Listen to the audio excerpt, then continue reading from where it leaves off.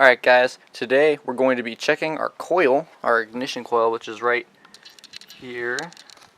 It's connected to that blue wire right there, my spark plug wire. So we're going to be checking that and making sure it's okay. If you're following me, my build, you'll know that I was running 3 plugs instead of all 6, which really isn't good for the coil. So what we're going to be doing is we're going to be checking the health of that. And as you can see, what I've done here, I've gone ahead and I've pulled plug 3. You can't really see. I've pulled plug 3. It's right here. And there we go. Let's see if we can focus. Alright. So we've got plug 3 out here. And what you can do while you're here, if you haven't already, check your spark plugs, make sure they're okay. Mine are looking in good condition. So that's all good. And then what we're going to do now is you're going to need one more person for this. And you're going to have somebody crank over the car while you hold this to either your manifold or your valve cover right there, or your manifold. What you want is a piece of metal that's connected to the ground. And what that's going to do is it's going to make your spark jump across. I'm sorry, my camera doesn't like focusing. Alright, there we go.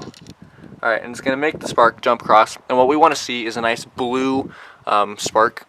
We don't want to see anything yellowish or orange. We want a nice strong blue spark, and that'll mean our coil is in good condition.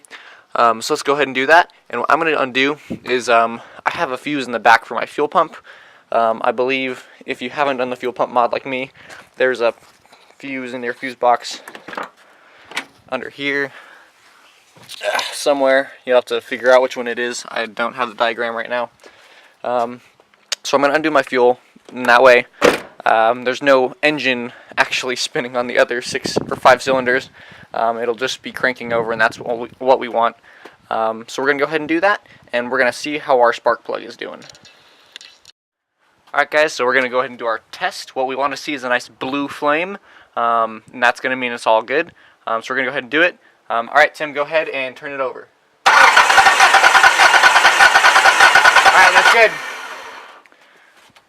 Alright guys, so as you may have been able to see, the flame that we got, if anything, was a very weak orange flame. So that means our coil is bad. Luckily for us, it's only like $12 to get a new one. But that's, $12 towards this car. So we're going to go ahead and replace that, and we're going to see if it runs a lot better afterwards.